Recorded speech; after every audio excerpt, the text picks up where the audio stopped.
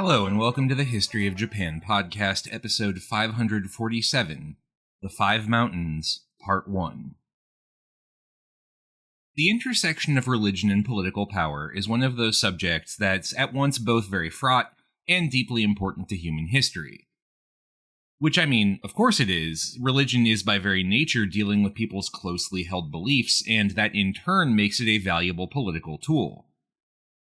For religious leaders, meanwhile, it's not hard to see why they might be drawn towards cooperation with the politically powerful.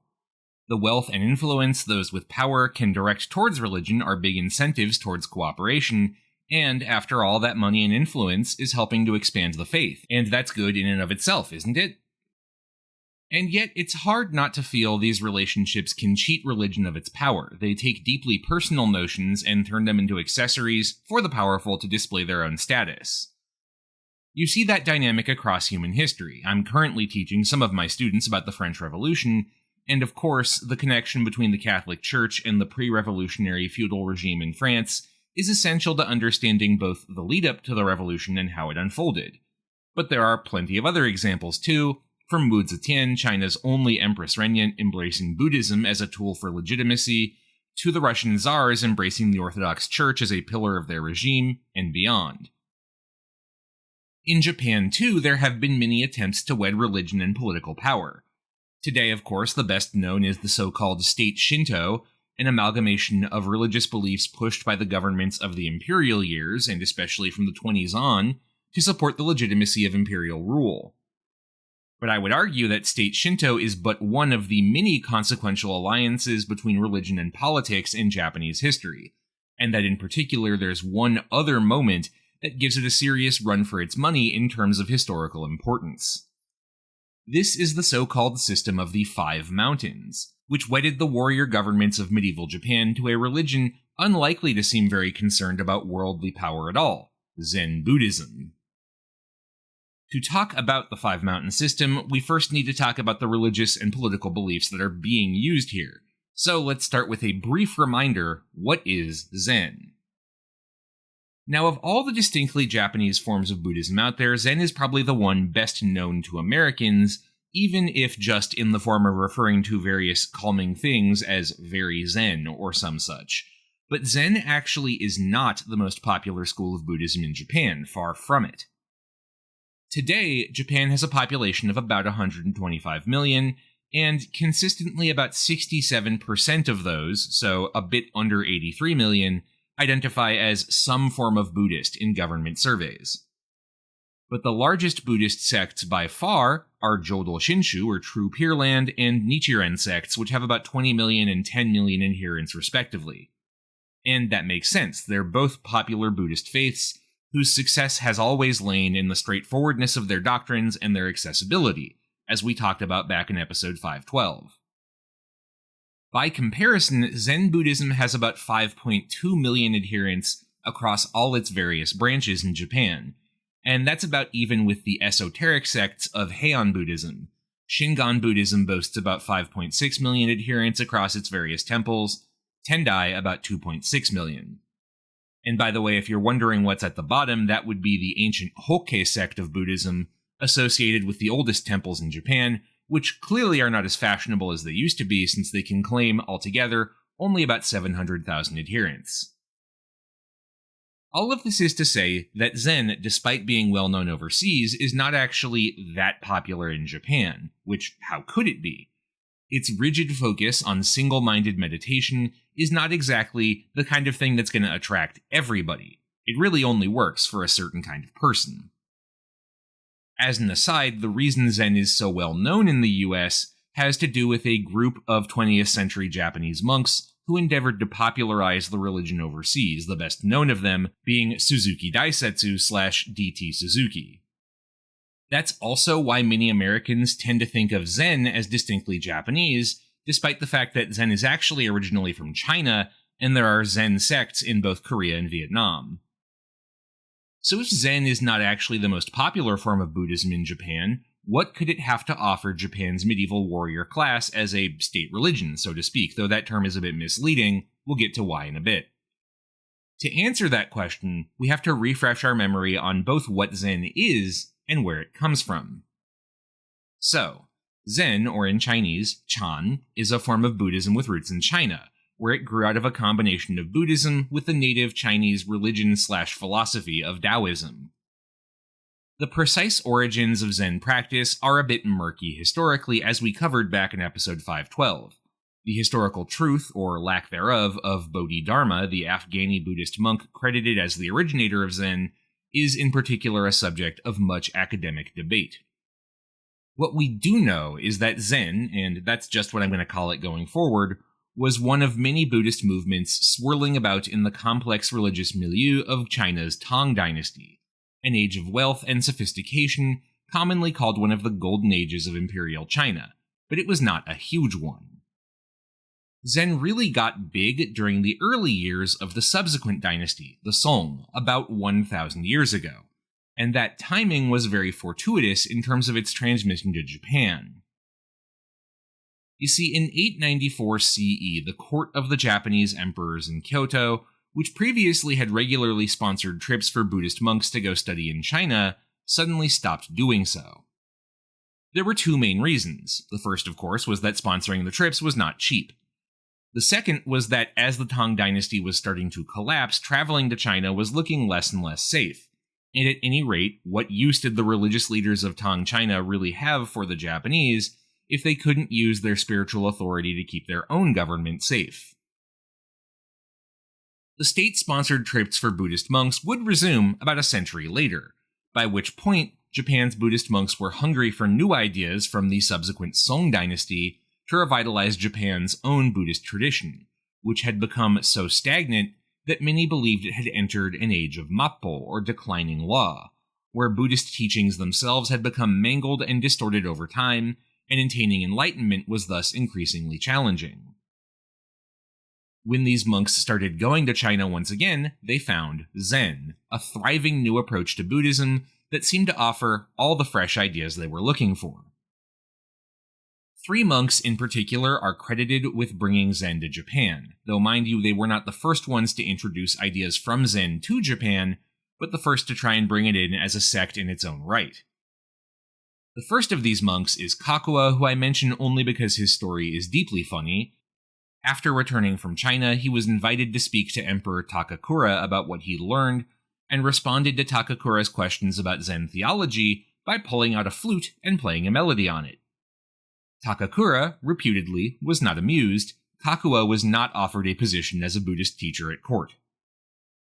Another of these monks, Dogen, would spend about 4 or 5 years studying in China in the Caodong lineage of Zen, bringing it back in 1228 and founding the Soto sect, which is interesting for its distinctly egalitarian approach to gender, among other things, but was not particularly popular among elites.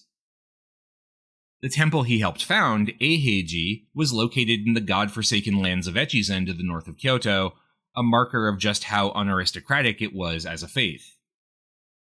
It's the third of these monks, Eisai, we really need to concern ourselves with. He's a pretty interesting figure in his own right, but we have limited space here, and I am, of course, already behind where I wanted to be at this point in the outline, so we'll have to satisfy ourselves with the Cliff Notes version. Those are that Eisai lived in the late 1100s and began his monastic career as a monk of the Tendai sect, a wealthy and powerful sect with many temples, most notably the influential Enrakuji atop Mount Hiei, and a lot of connections at court. However, like a lot of Tendai monks of his time, Eisai was dissatisfied with the teachings of the sect, and so, like quite a few other monks of the period, he arranged to go to China to study, hoping to find something new. He actually made 2 separate trips, one in 1168 to Tendai sect temples, or in Chinese, Tiantai, where he stayed only 6 months before deciding they were no better off than their Japanese counterparts in terms of offering him satisfying answers to his questions. In 1187, Eisai went back to China, and this time he didn't just confine himself to temples from his own sect. Instead, he had an ambitious plan to try and go all the way to India to study Buddhism at its source. That didn't quite work out, but he did manage to spend 4 years in what's now Zhejiang province along the central coast of China, in particular the areas around Hangzhou and Ningbo, which were hotbeds of Zen practice. Eisai spent much of his time at Jingde Temple, associated with the Linji sect of Zen, and when he returned to Japan in 1191, it was as an ordained master of that sect, which in Japanese is called Rinzai. We're not going to worry too much about Eisai's career past this point because there's really only one part of it that matters for us, and that's the fact that after his return to Japan, he was contacted by powerful figures associated with a new center of power in the islands, the distant city of Kamakura. The late 1100s is the beginning of the age of so-called divided government, or the Kenmon system. For a quick refresh, because we haven't really talked about that term since episodes 510 and 511, starting by the late Heian period, so about 1,000 years ago, Japan's government became increasingly fragmented. The growing power of the Buddhist temples and the major noble families broke down the centralization of the old imperial state in favor of a decentralized system of power split among the major Kenmon, a term which originally meant noble house, but really came to refer to any major power holder in this system. These Kenmon had substantial independent power with 5 distinct characteristics. First, they had a distinct institutional or family headquarters separate from the Kyoto government itself. Second, that headquarters was ruled by an independent head of household whose job was not the result of government office, but family or institutional inheritance. Thus, their legal authority was not derived from the government. Third, said leader had an independent base of followers pledged personally to them. Fourth, the Kenmon were self-ruling, having their own systems for promoting or demoting followers, and for handling internal disputes without government interference. And fifth, the Kenmon held independent bases of economic power, usually the tax-free Shoen estate holdings, over which their authority was legally absolute. Thus, agents of the central government couldn't even enter a Shoen landholding belonging to a Kenmon like Enryakuji without permission from the Kenmon's leader. In that case, it would be the chief abbot of Enryakuji itself. In the late 1100s, a new center of Kenmon power came together in the form of the samurai families of eastern Japan in particular. Starting in 1180, one of those warriors, Minamoto no Yoritomo, was able to forge an alliance of samurai to defeat his personal enemies in his opposing Taira family and create a new Kenmon of his own. This was a pretty substantial change in the balance of power. For much of Japan's history, political, economic, and social power had been centered in the Kansai area surrounding Kyoto, in the heart of Honshu. However, Yoritomo and his fellow warriors lived primarily in the east of the country, in the Kanto plains their ancestors had helped to conquer in past centuries from their aboriginal Emishi inhabitants. And essentially, the promise Yoritomo made to his fellow warriors was that together, under his command, they could become a force to be reckoned with and rival the influence of the Kenmon back in Kyoto. They could grab more power and more control for all samurai under his direction.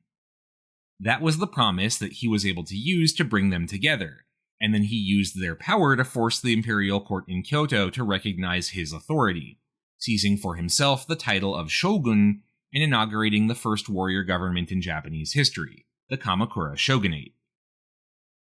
What enabled this newfound samurai power was, of course, largely their military strength. It's hard to say no to the people with most, though at this point not yet all, of the weapons. But the families of the East were not just satisfied with martial and political power, they wanted a level of social cachet and prestige to make themselves feel the equal of the established aristocrats of Kyoto. Buddhism, and especially hot new forms of Buddhism from the center of all culture, China, was the natural way to do this, and so Eisai was invited by the warrior families of Kamakura to come east and preach his newfangled ideas. Specifically, his invitation came from one of the most prestigious residents of the city of Kamakura, Hojo Masako, the wife of Minamoto no Yoritomo, who reached out to him in 1199, just a few months after her husband died. Eisai said yes, came east, and was eventually given funds to set up his own temple, Jufukuji. Masako would become one of his disciples. With her patronage, he would also eventually return to Kyoto and set up Kenninji, which remains one of the most important temples of the Rinzai sect today. Now, this moment, Eisai's journey to Kamakura to teach Masako and her followers, is in a certain sense not really a watershed in the history of Zen. Yes, Masako became his disciple, and with her help, Eisai was able to make his teachings more influential than they otherwise might have been. At the same time, Masako's main concern was never really religion. She herself did eventually take the vows of a Buddhist nun, but that was more as a way to allow herself to remain a public figure as an unattached woman, rather than in any substantial belief, and she spent far more time scheming, very successfully it turned out, for power in Kamakura than she did meditating. Eisai's influence in Kamakura, meanwhile, did earn him some followers, but it wasn't like all the warriors of the city mass converted to Zen Buddhism. Many of them were far more interested in the popular Buddhist movements of the Pure Land sect, or remained affiliated with other temples and shrines. At the same time, Eisai's time in Kamakura did set an important precedent for the Rinzai establishment. The favor of the politically powerful could be very useful when it came to spreading the sect's message. Eisai himself was certainly well aware of this, and others would follow in his footsteps. The spread of Zen in Japan was also boosted over the course of the next century by a rather unusual phenomenon in the history of Japanese religion: the mass migration to the islands of a number of monks from China itself. Now, when we're talking about these monks coming to Japan, keep in mind the number we're talking about here is, even by the most optimistic count, very small. Maybe a dozen masters of the Rinzai sect and a host more initiates or lower-ranking monks. Yet it's still very unusual to see that. So what brought these monks to Japan? Many of them were fleeing the chaos of the 1200s, the war between the Song dynasty and the rising tide of the Mongol Empire, which began in the mid-1220s, sent many to fleeing China for safer lands.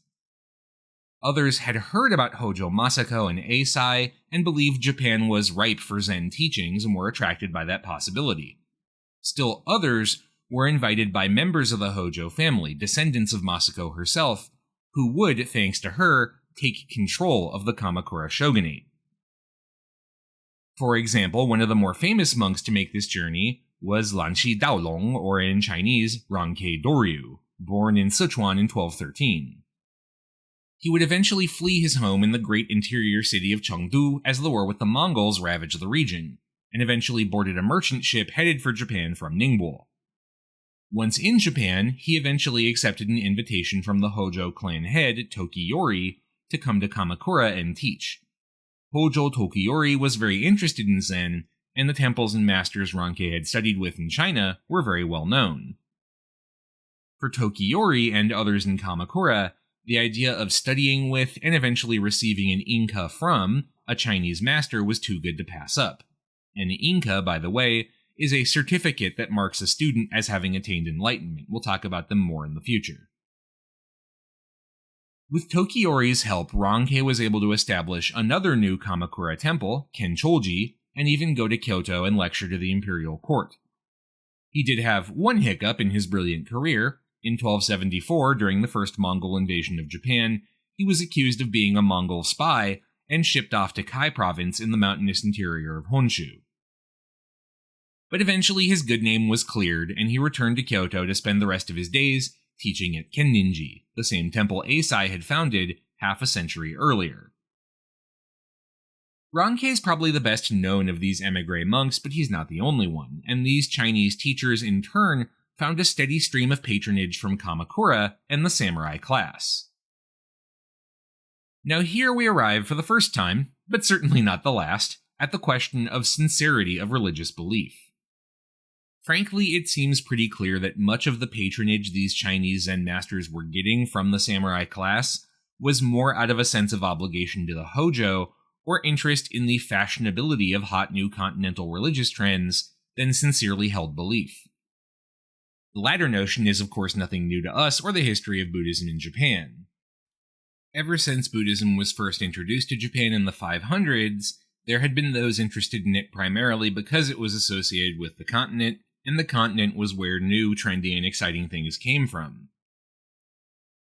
For Zen, too, there were more than a few people attracted to its ideas not out of belief, but because this new Chinese Buddhism was, to put it indelicately, fashionable. For others, meanwhile, the patronage of Zen was actually a way to cozy up to their masters. Both Hojo Tokiyori and his heir Hojo Tokimune appear to have been very sincere in their religious interest in Zen, and both were among the more popular Hojo clan leaders of the 1200s. The Hojo weren't technically the rulers of Japan, after all the government was still divided between all these various kenmon, and they weren't even technically the masters of Kamakura, which was ostensibly run by a figurehead shogun. But those shoguns were picked by the Hojo, and Hojo regents called the shots day to day, and so at least among the elite echelons of the samurai class in Kamakura, the Hojo had a lot of power. Cozying up to them was well worth doing, and one way to do that was to patronize this religion they clearly had an interest in. For the vast majority of the rank-and-file warrior class, meanwhile, Zen was not really of interest at all. The notion that Zen was the religion of the samurai is very much a modern invention. To the extent you could actually call it that, it was because most of Zen's patrons were from the samurai class, not because most samurai were practitioners of Zen. Still, by the time of the 1300s, Zen at least had a presence in Japanese religious life, and considering that Kenninji had been established 100 years earlier, and before that there hadn't really been any Zen temples in the whole country, that's not nothing. By the time Hojo rule ended and the Kamakura government came to a close, the groundwork had been laid for one of the most important institutions in the history of this period, at least in terms of religion, the Five Mountain System. That term, the Five Mountains, has roots in China going back to the Warring States period before the rise of the first emperor, so more than 2,200 years ago. Initially, it referred to, 5 actual mountains, 5 peaks associated with the Chinese cardinal directions, where center is also one of the directions, in a complicated system of geomancy that's honestly really beyond me. The original 5 mountains are Mount Tai in the east, Mount Hua in the west, the 2 Mount Hungs, one in the north where it's hung for balance, the other in the south where it's hung for permanence, and finally Mount Song in the center. During the period of the Song dynasty, the dynasty's Zen temples began to organize themselves in a system of gradations intended to reflect their relative prestige, with the most prestigious temples all being in modern Zhejiang province along the central coast, the same area where Eisai and his fellow monks first encountered Zen. That tendency was helped along by the Song Chinese state, which wanted a way to regulate major temples to ensure their substantial wealth and influence was directed to the proper ends. In other words, things that supported the state's policies, as well as a way to direct subsidies for religion to the appropriate temples. And so the 5 most prestigious Zen temples in China organized themselves into 5 mountains, the Lingyin, Jingzi, Jingshan, Tiantong, and Ayuwang temples. There were 10 more beneath them in a second tier creatively called the 10 temples. For the senior-most temples, recognition came with finance from the state, but also more control. For example, local officials got to weigh in on who became the abbot of these influential institutions. Given how many Japanese monks were educated in China and the growing number of Chinese monks coming to Japan, it's not that surprising that some form of the Five Mountain system began to appear in Japan before too long. It's clear from the historical record that by the tail end of Hojo rule in the late 1200s, some form of this system was in place. A 1299 record from Jochiji in Kamakura, a branch of Engakuji, refers to it as one of the 5 mountains, while a record from Kenchoji in 1308 describes it as the head of the 5 mountains. However, a contemporary record from Nanzenji, a Kyoto-based temple sponsored by the retired Emperor Kameyama, also describes it as one of the 5 mountains. It's unclear if this early system had one set of 5 mountains, or if there were 2 different sets for Kyoto and Kamakura. Unfortunately, many records of the original 5 mountain system are lost, primarily because of the repeated destruction that Kamakura as a city would endure during the collapse of Hojo rule. The records that do survive indicate the Hojo family took on the onus of creating this network of temples, and that underneath the 5 mountains themselves they also endorsed a network of Jisatsu, 10 temples, and Shozan, literally various mountains, to represent the second and third tier of official recognition and support. We also know that even at this early date, the vast majority of Zen temples recognized by this system were Rinzai sect ones descended, so to speak, either from Eisai and his disciples, or from latter Chinese monks like Rankei who'd emigrated to Japan. Given the willingness of both Eisai and Rankei to seek out patronage from the Hojo and other members of the samurai class to support their efforts, that's not that surprising. A small number of Soto sect temples descended from Dogen and his disciples were included too, but only ones in Kamakura, which doubtlessly had found it politic, given their location, not to hack off the ruling Hojo too much and to play nice with their system. And it's worth noting that this kind of patronage could be worth a lot. Certainly access to the wealthy and powerful gave you a lot of influence. A chance to sit down with a Hojo regent and teach him how to meditate was also a chance to drop the odd suggestion or two about policy, and beyond that, patronage came with a lot of cash.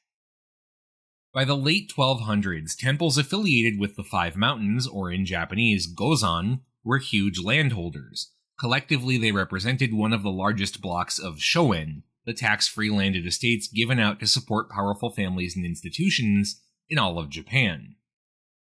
It's also worth saying that even beyond the political and financial benefits, a lot of these Zen monasteries wanted official recognition. Otherwise, they would likely have faced hostility from the more established Buddhist institutions in Japan, which would feel some kind of way about this newfangled group of monks horning in on their territory with some nonsense about just sitting around meditating all the time. And given the amount of money and influence that an established temple like, say, Enryakuji in Kyoto could direct against anyone they didn't like, and remember, Enryakuji had an army during this period, that's something to worry about. For the Hojo themselves, meanwhile, Zen was a means to an end in terms of their own influence. Remember, one of the ways that the influential members of the imperial family and great houses like the Fujiwara had asserted their influence once upon a time was by sponsoring Buddhist temples. Some of the greatest and wealthiest temples in Japan emerged from that patron-client relationship. Affiliation with these religious institutions gave the old Kyoto aristocracy a lot of religious and cultural clout, and that in turn meant it was hard for the Hojo and other samurai families to horn in on that relationship, even if they wanted a similarly beneficial connection for themselves. But Zen was uncharted territory. The Fujiwara, the imperial family, had no history with it, and it was trendy, new, and continental, which made it a great vehicle for spreading samurai cultural influence. And probably again, some of the people involved in this on the side of the samurai class were sincere believers. But frankly, looking at the historical record makes it clear there were a lot of other factors at play. Of course, the rule of the Hojo family didn't last forever. In 1333, an unlikely-looking coalition of disgruntled courtiers and samurai, led by the retired emperor Go-Daigo, succeeded in overthrowing Hojo rule and ending the Kamakura shogunate. Go-Daigo's rule in turn didn't last very long. In 1336, one of his generals, Ashikaga Takauji, turned on him and seized Kyoto for himself, arranging for a puppet member of the imperial family to be placed on the throne and to declare Takauji the new shogun of a new Ashikaga-led warrior government. Now, during his brief 3-ish years in power, Go-Daigo was actually the first one to begin formalizing the Five Mountain or Gozan system, laying the groundwork for its final form, the way it's commonly recognized today. That might seem surprising given how Zen was associated with his enemies in the Hojo family, but actually, the retired emperor was very reliant on powerful Buddhist institutions to support his cause financially, and in some cases militarily. Given that he was not a member of the samurai class, he needed support anywhere he could find it from outside of the samurai if he had any hope of rolling back the tide of warrior government. And so Go-Daigo shifted official recognition and support away from Kamakura-based temples, and towards ones in Kyoto, particularly temples like Nanzenji, which had ties to the imperial family. Of course, Go-Daigo's attempt to reorder the Zen hierarchy didn't last, just like the government he tried to set up. When Ashikaga Takauji took power for himself, he too set about trying to create a new order among the Zen monasteries that would support his rule. The Ashikaga were a family with long roots in the Kanto area, and when they had been loyal to the Hojo, they too had patronized Zen temples, and so Takauji was very familiar with the sect when he took power, and was more than willing to make use of it to support his rule. Unlike the Hojo, Takauji also had no interest in a distinct capital city for his new government away from Kyoto. He set up shop in the imperial capital, and his grandson Yoshimitsu would make the move permanent by building a massive government palace along Muromachi Dori, which is why we often call this government the Muromachi Shogunate. And so, in one way, Takauji continued the policies of Go-Daigo. He favored the temples of Kyoto over those of Kamakura. Technically speaking, the Kamakura Gozan never lost their official 5-mountain recognition. There would always be 2 different sets of 5 mountains, one in Kamakura, one in Kyoto. However, the Kyoto ones were substantially more prestigious and well-connected, and thanks to that, better funded and more culturally influential. In particular, Takauji favored temples associated with 2 distinct Buddhist lineages. First were those affiliated with the monk Muso Soseki and his disciples, a contemporary of Takauji. Soseki was a distant imperial relative who, like many extra males of imperial lineage, was shuffled off to a monastery as a kid. Originally, he went to a Tendai temple, the Tendai sect having a long connection to the imperial line, but developed an interest in Zen and moved to Kenninji, the temple founded by Eisai with the help of Hojo Masako. He would attain his enlightenment at Kenninji and become a major figure in the cultural life of Kyoto. But enlightenment didn't stop Soseki from being attuned to the vagaries of politics, and after the fall of the Hojo, he jumped ship first to the retired emperor, naturally enough given his heritage, and then over to Ashikaga Takauji. I guess if all things share a unified Buddha nature, what's the difference? Muso Soseki became a close confidant, teacher, and advisor of Takauji, and his temples were showered with favor as a result. The other temples were affiliated with Enni, a monk from the 1200s who had no direct affiliation with the Ashikaga, but those temples were very successful in Kyoto. So it was Ashikaga Takauji who laid a particularly strong institutional groundwork for a relationship between Zen and the samurai government. What did that look like in practice? Well, we'll take a look next week. That's all for this week. Thank you very much for listening. This show is a part of the Facing Backward podcast network. You can find out more about this show and our other shows at facingbackward.com and support the network at patreon.com/facingbackward.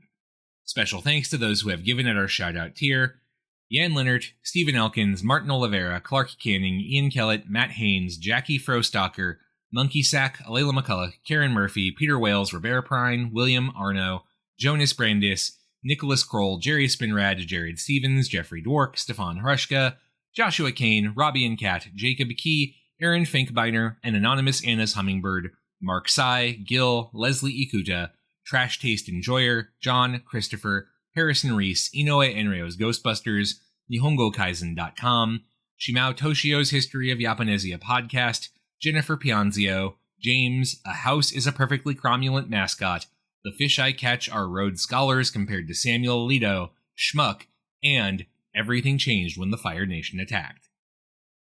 Thanks again for listening, and I'll see you next week for part 2.